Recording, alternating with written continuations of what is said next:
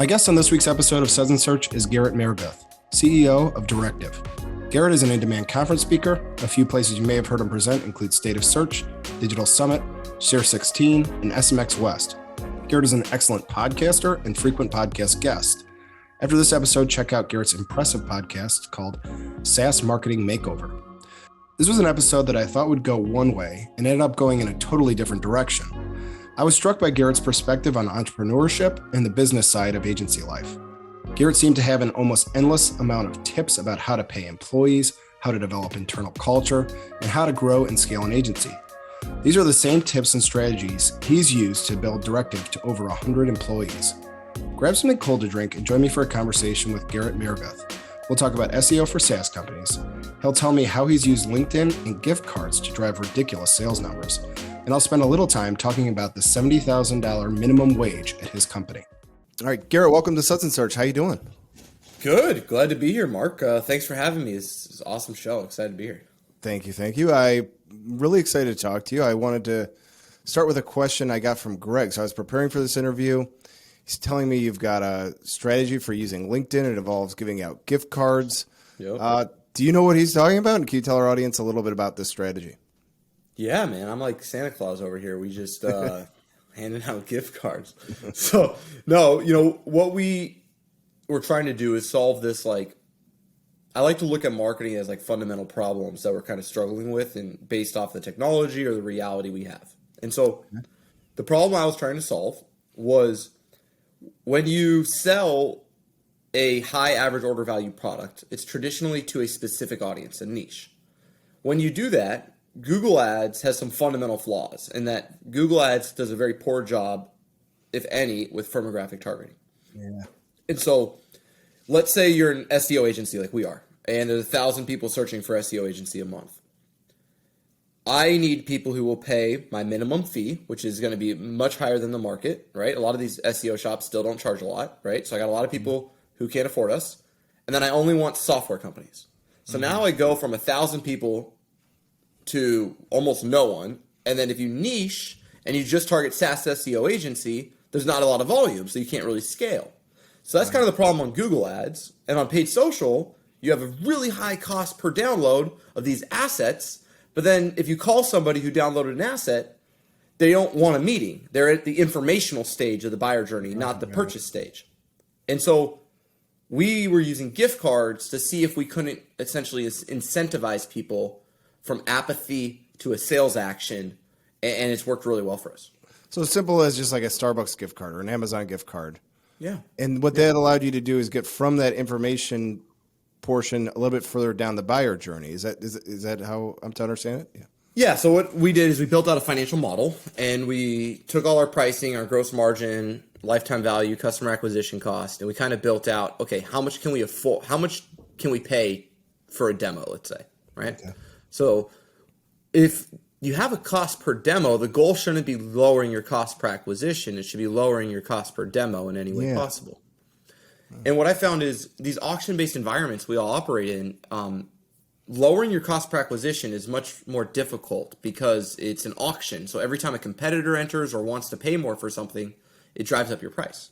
Mm-hmm. And so instead of trying to optimize towards decreasing customer acquisition, what I wanted to do is optimize towards increasing people who are willing to take a demo.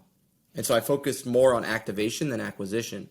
And so we're using the gift card to improve our life cycle stages and our activation rate. And we'll measure it out. So I found across over $1 million, I spent about $1.5 million on research and development here. So it's a significant investment. I found we, for example, have a much lower cost per demo if I give someone a $100 gift card than if I do a $50 gift card, no gift card, or even a $250 gift card. So I've also tested a lot of different amounts to kind of see what motivates people. But yeah, gift cards has been a huge part of our strategy here. What an awesome experiment. Well, I love it. And you mentioned this at the beginning, that you're really known as an expert for software companies, for SaaS companies.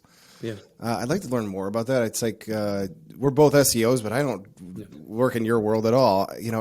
How do you come up?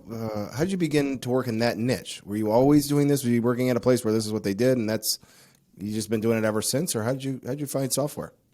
Yeah, I mean, so I started this thing straight off Fiverr, so I didn't really ever work anywhere. So I was just selling social media calendars for like $5 because you didn't used to be able to charge more too back when I was doing Fiverr. So, no, I was actually local. So, I mean, You're that's like how I us. know, Greg from your shop was from the local SEO scene. So I somehow met Darren Shaw, and Darren got me on the Moz local recommended list, and I landed Allstate when I was like 23 or 24 years old, and we've had him ever since. And so I kind of got into SEO on the local side, and then we kind of went B2B. And when we went B2B, we naturally just started getting a bunch of software companies. I see. And I was reading some book on branding. It was like, who's your biggest clients that pay you the most, that you have the most success with in the software companies? Like, cool, why don't we just be software? So that was about it, to be honest, yeah. Never looked back from local. I like it. So I'm curious, like, what's some unique things about this? Again, I don't know much about this world. Are you using the same SEO tool suite that all the enterprise guys and us are using? Is this like Ahrefs, SEMrush, Moz type tool suite? Or are there specific tools or even maybe specific ways of using those common tools that lend themselves to doing SEO for SaaS companies? Yeah, I mean, we're doing that, but we're having to come up with a lot more methodologies. So what I'm trying to do, so like, when you do, let's say, a keyword research map, you might have top, middle, and bottom of funnel. Yeah. I'm trying to move away from seeing SEO through the lens of organic and more through the lens of revenue. I see. And so I built a methodology where I try to build keyword research around acquire, sell, retain. So everything I try to do is I try to translate SEO from being a marketing function into a business function. Smart. And so I'll ask the question, okay, what kind of content do we need to acquire customers? What type of content do we need to sell customers? And then what kind of content do we need to retain customers? What that'll start to allow me to do is start to operate from a larger budget, which will let me drive larger strategy for an organization, for a client, because the type of work I'm doing is directly tied to the way the business operates, which is acquiring, selling, and retaining customers. And so I try to take everything and make it like, I don't do SEO. I do marketing that sometimes lends itself to the organic channel. Gotcha. And so I try to always remove myself from the tactical output of organic traffic to the business outcome of acquiring revenue at a lower cost per acquisition through the organic channel, if that makes sense. It does. It seems like you're playing chess instead of checkers. I like it. Well, listen, the other thing I thought of is there's these like big developments in SEO. Think about like EAT and policies for Y and YL. Are you I'm wondering if you're like somewhat immune to these things. Like some of these big updates, like thinking of Medic from a few years ago. You're just in this interesting spot where it's not local where you play. It's not YMYL either. Is it just like pretty smooth waters where you are, or do these updates really impact your SaaS clients as well? I mean, we got some big websites, like that are non-SaaS. Like, so we just still have some like big websites here, to be honest, that we manage. So we will get affected by those. Now, those are very, we'll have somebody like a coupons.com or something, right? Like, those are big websites. Lots of technical SEO opportunities, lots of just content opportunities at scale, just massive CMS type optimization, like just a lot of more scale SEO stuff, where we'll see that. But in SaaS, no, because I'm not selling SEO. I'm trying to sell brand discoverability. So I'm trying to ask a very simple question. When a customer searches for the product or service you sell, are you discoverable? And where are you discoverable? Are you discoverable in G2, Capterra, Software Advice? Are you discoverable organically? Are you discoverable in a search ad? Who's your exact total addressable market? Who's in that TAM? How many impressions are they receiving of your brand? So I try to remove all of the technical parts of marketing. Now, our team here, outside of like me and the people selling and being more positioning oriented, they're all technical experts. Like, they are amazing at all these functions. Mm-hmm. The problem is you can't sell someone a multi-$100,000 contract by, improving time to first contentful paint or whatever, right? Like, it's just not how you sell at a higher level. And then SaaS companies don't have a ton of pages, man. So it's like, the strategy is less about how many SKUs you have and then, what your product page layout is or category pages or, like there's so much like local, right? Like, we still do every agent in the country for Allstate. So like, that is a very different type of SEO than like B2B or SaaS SEO, which is much more strategic and less SEO and more strategy and content, if that makes sense. It makes perfect sense. I'm curious, as you go to market with this strategy, I can see some people really loving it. Like I'm not trying to sell you organic search or whatever. I'm trying to sell you revenue. Have you found that some people aren't ready for this message, or you're sort of just ahead of it, and that you get some blowback from prospects, and maybe that's okay? But I'm curious do you ever find it to be a challenge when you're selling this to SaaS businesses? No, because SaaS, I do actually. I'm not sure this is empirically accurate, but it's got to be pretty darn close. They pay the most in the world for marketers in house. Okay. Like the cool part about serving SaaS, and the hard part, is our clients are killers. They are. You're not playing in this like. The reason I had to pivot our strategy is they don't care about SEO. Yeah. It's not like I cared more than like, you know what I mean? At some point you have to be like, all right, am I really driving that much revenue? And they've got the right infrastructure and I can see it all. And I'm like, okay, SEO, the way most people does it, has diminishing marginal returns. Like they're driving MQLs, but MQLs aren't turning into SQLs or ops. So you're driving organic traffic and you have diminishing marginal returns on pipeline. Okay, I think the playbook's broken. Let's come up with a new one. And that's kind of how we have what we call customer-led SEO. So we try to understand the jobs to be done of a SaaS company's ideal customer persona. And then we start to bake the strategy into jobs to be done. So it's all customer-centric. And it creates what I call functional content. So functional content addresses the fact, whenever I speak, I like to make people laugh and ask them like, hey, how many of you are really good at getting your thought leaders to consistently create content for you? And then everybody kind of laughs, right? Because anyone who knows what they're talking about, it's hard to get them to actually create, right? And so what I'm looking at is like functional content, scalable types of content that I can directly integrate to a product that has a bridge between informational intent and purchase intent. And I want to create a content strategy, and then I need like this intermediary asset. So for Directive, an example is we have a Slack group called Society. Mm-hmm. So my goal of my content strategy is not to get people to a proposal with Directive.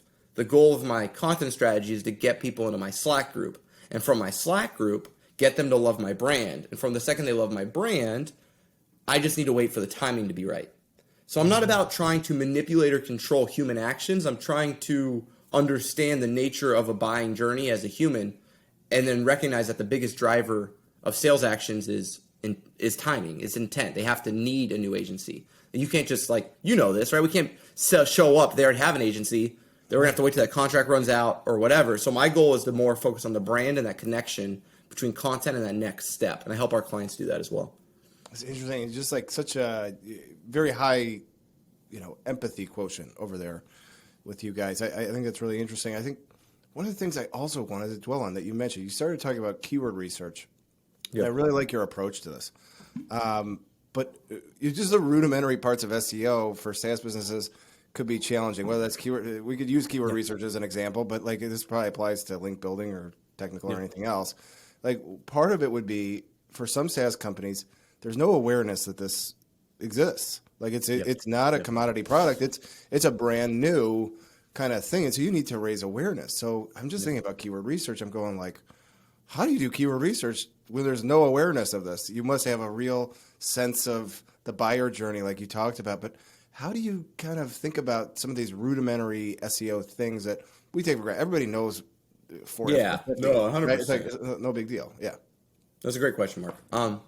I think, what I try to do here is first understand the jobs to be done. So I think a reason a lot of the demand doesn't exist is because we're like SaaS companies are obsessed with creating new categories. So what I like to do is understand that and then once again pivot them slightly. So for example, we had a client that we took on that we did very, very well with. They were with us for 4-something years. Multiple CMOs. Like if you can go through multiple CMOs, you're doing something right. So their strategy was they were a subcontractor software. Okay. Which is kind of what you're speaking towards, right? Now, the issue is most subcontractors don't know if software just for them exists, so they search for contractor software. Yeah. Because they know that contractors have software, they don't think there's software for subcontractors. So what we would do is to validate a hypothesis, we would position them in what I call paying for SEO. So I would position them in Capterra, in software advice, underneath the category of contractor software. And then what I would do is I would use their product naming conventions to make it very obvious that they were subcontracting software. So you would exclude the bad clicks because you're very transparent about what you are, but then you can test out your hypothesis that there are people who want this that don't know your category exists. And then what you do is you have to not only drive awareness of your category through programmatic, paid social, and other types of channels, but using first-party data, not third-party. Okay. And then what you do on the content side is you look at the jobs to be done of a subcontractor, right? How to pay an invoice as a subcontractor, how to do all the different pieces, right? That our product, the outcomes that our ideal customer persona needs from our product. That starts to give you what I call like this middle of funnel type content. And then you can start to build out your whole strategy around it. But most of what I do is I try to find the existing category, position someone in it, test that hypothesis that this could work, and then I go after it where there is demand. This is really smart. I like it very much. And then along the same lines, competitor research. Like if you don't have competitor research, it's like jumping out of a plane without a parachute. Some of these companies may not even have a competitor. How do you, as a SaaS SEO, like how do you even think about competitor research, and how do you execute that? Is that even part of the program? No, it's a huge part of it because this isn't against our clients, not against anybody. Nobody's as innovative as they think they are. Okay, You know what I'm talking about, Mark. Yeah, okay? I dig it. So you get the client who's like, "No, there's nobody like us. We don't have a competitor." I'm like, "Okay, sure." So no one in the world is solving this problem. They're like, "Well, they solve it with Excel, or they solve it with this company, but we don't really compete with them." So at the end of the day, there's always competitors. The question is, can you be empathetic enough with your customer to maybe make a couple jokes to get them to laugh a little and get them to start opening up about the truth of what they're really competing with? Because they might be right. They might be the only person in the world that does AI analytics for pharmaceutical companies north of Denver. I don't know, man, whatever the heck it is, right? And so you're like, well, are you sure? And when you start to build that out, it becomes to life. I think the big innovation, though, that I've been pushing is doing all your marketing to a total addressable market that you've already built into your database. Yeah. And so, like, I was just on a plane yesterday, and one of the questions I was asking myself, because if you think about what we're trying to do with content, if we pull away SEO, we pull about all this, what we're trying to do is we're trying to educate our ideal customer enough that they feel comfortable buying from us, right? Mm-hmm. Like, that's really what we're trying to do. And then other parts of SEO that are less scalable is like, I want to rank when people search for, product analytics software, I want to be in the top 5. But the truth is, G2, Gartner, Forrester, Software Advice, GetApp, they're the ones who are probably going to be in the top 5. So much of purchase intent these days has been cannibalized by review sites and Google ads. So most of our SEO strategies for scale and growth end up on informational intent. That makes sense. But now the problem is the vast majority of traffic, as we know if we look in GA, is waste, right? The vast majority of the problem with organic is when someone consumes your content, they're very rarely also able to buy from you. Right. So I asked the question, which was, how could I educate my TAM? In other words, at Directive, I've built out our entire total addressable market. And so when I'm running those gift cards, I'm not doing it based off of LinkedIn's targeting. I'm doing it based off of my own first-party data. Yeah. So there's no waste. I've already built all that, and I've manually verified with 200 plus hours with interns and other people of the organization. I've manually verified every single solitary account. Let's say there's 10,000 of them. So my question is no longer, how do I grow traffic to my website? The real question should be, how do I educate those 10,000 accounts about the value we create for them? Makes perfect sense. So I always am trying to delete the waste of marketing and trying to put myself in a position of control, whether that's getting someone to fill out a form or whether that's educating someone. I want no waste, which is people who, ranking organically, people read it, but they can't buy from you because they're not the right person, right? So I'm always trying to delete waste, and that directness creates a lot of scale. That's smart. A lot of the, you're very good. You're a very good businessman too. So a lot of the really good businessmen are clued in on this waste. All the waste in ads and everything else that I've talked to. Along the lines of being a businessman, I looked at your Twitter before we got on here. You've got a pinned tweet You're not going to make more money doing this, by the way, but you have a minimum wage at your agency. You kind of have followed the Dan Price strategy. Tell our audience a little bit about the minimum wage there and why you decided to go that way.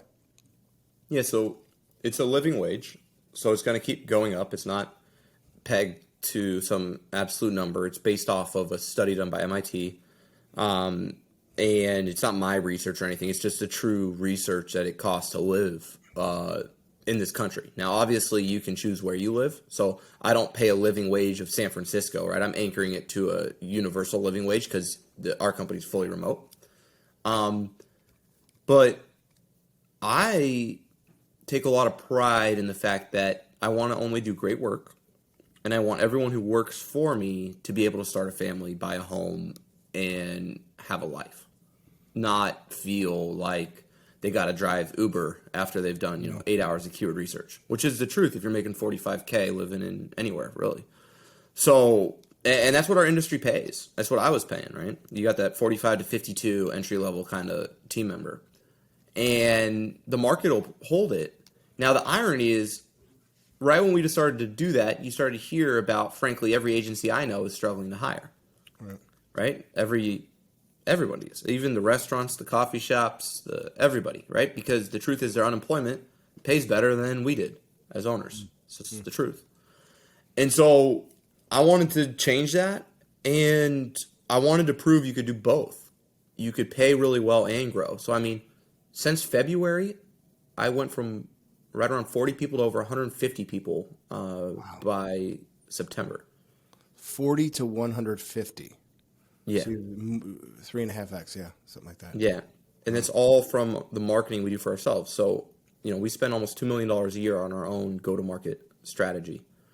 And then I use that as research and development. And so I test all my hypotheses, all my ideas of like how I would challenge the way we approach SEO, or the way we approach Google ads, or the way we approach review sites, or the way we approach paid social or SEO. So I challenge all those hypotheses, and then I get this controlled environment where I get control over gross margin, price, sales development, AEs, and then from that I can show my clients, hey, like gift cards work, but it took me 6 months. Here's what you need to be aware of. Or, hey, like organic works, but you need something between the demo and here for your brand to create equity, right? Here's why. And I can show them the data. I can tell a real story. And when you can tell a story like that, it's hard to beat us in a pitch. You know what I mean? I can only imagine. Well, I mean, I think this is fascinating. And then, so have you experienced? You mentioned it. Everybody, no matter what industry they're in, is having a hard time hiring people. Have you just like not experienced that, or do you still experience that, or is it minimized? Do you think? How are you navigating with this minimum wage you've got? Yeah. So I mean, I think it's very easy with the living wage to get mid-level talent, but I think the truth is a lot of our talent was already making a lot of this because we have a consultative model here and we have premium pricing, so we can afford to hire the best of the best. I think the harder part is what we're all dealing with as a society, which is after a while you can't just keep being mad at COVID. You got to have somebody new to blame, right? Yeah. Like that's the truth. And I think a lot of us are eating that corporate wise. So I think there is, a lot of churn right now. There's a lot of people reassessing their lives. There's a lot of introspection. So, I mean, I've hired a lot more than 100 and whatever people to get to 150. I mean, we've had a lot of struggles of just how do you support people who are going through a once in a generation moment of COVID-19 and empathize and listen and adjust your culture and listen better, onboard slower, because people aren't in a space right now. They're isolated. They're not together in an office. For all the people who love remote work, there's some serious cultural benefits of getting to interact with each other physically versus virtually. And, it's easy for the employer to be the reason why you're unhappy with your life. And I'm not saying we're perfect at all. I'm just saying that's a real reality. I mean, I'm blaming my own work half the time for why I'm frustrated with my own life, right? Like we're all doing this right now. It's a very difficult time to exist as a human. And so I'm just mostly trying to empathize with that and then create, like we have 100% healthcare coverage here. Like we have $70K living wage. Like I'm trying to push the needle of what corporate responsibility could be while also showing you can drive a profit. And in our case, right, be no debt and fully self-funded with like, $20. I've never even put $1 into this company. So you can do it. You just have to be disciplined and you have to build up the value of your product or your service so you can increase your rates, and that can create your margin. So, it's a little bit of what we're trying to do here. Well, that's an amazing story, and congratulations to you and everybody there. I think it's a bold move. I mean, you're zigging when a lot of agencies are zagging to try and stay there at that $45,000 and make the owners more money and make everybody's bonuses bigger and everything else. So I compliment you. Well, I want to shift gears to everyone's favorite part of the show. This is where Greg Gifford has a question for the guest. He gives me no context, so I don't know anything about this. And so it's a little bit of a high wire act for both of us. I love it. For you, he said, are you an expert at playing pool maybe? Or like playing the game of billiards? Or what is this story about? I'm dangerous with a stick, but no, I love any type of competitive thing, man. At the end of the day, I love being bad at stuff, right? So I'll try to get good at golf. I'll be shooting like 110. I'll be like, I'm going to break 80, right? And then I'll just practice every day, and you can do it. I think I was telling this to Greg, and I like to tell this to everybody. It's like the barrier to entry to getting better at something is so low. All of us just have to be a little bit more disciplined, right? Like if you read a book every day for 30 minutes, you're reading 30 minutes more than every one of your competitors, right? And it adds up. You want to get good at pool? Why don't you just play pool once a week? You now probably play pool more than 99% of everybody else you're ever going to play, just once a week. Yeah. And so my point being is like, if you enjoy the process of being bad and then getting good, it's really amazing what you can kind of do with your life, because you can constantly add tools to your toolbox by just being comfortable in your own crap. You know what I mean? Like a lot of us, our egos get in the way, and so we're not willing to do things we're bad at. And what I try to do is just try to keep my ego out of my way as much as possible. I'm not very good at it, in all honesty, but that's what I'm trying to do so I can learn new skills and go through that process of being bad at things and being okay with it. Well, we should compare notes. If you ever got any idea, let me know. But I think you got a lot of reason to be proud. So I've really enjoyed the conversation. I think you're a really interesting, the empathy quotient, like I said, is off the charts, and you just seem like a heck of a business guy. So I've really enjoyed the conversation. I'm going to give you a virtual cheers from Chicago, and hey, cheers. Hope to see you on the road sometime. If people are looking to get in touch with you, how should they do that? What's your favorite social media? I'm most active on Twitter. I guess that's just like what our industry does, especially on the SEO side. Yeah. So I kind of got into that, when I joined this industry, and I learned from everybody. I learned from Greg, learned from, I'm sure, you and everybody else who's been there and done it. So I'm mostly on Twitter. I do 2 live shows a week, and then I've got this free Slack group that you can DM me any question you want, and my whole growth team. And so we do free advice and consulting. It's called Society. Check it out. It's got over 1,000 members now. It's pretty active. It's like if you got a question like, hey, I got $100,000 and I don't know whether to put it on software advice or Capterra.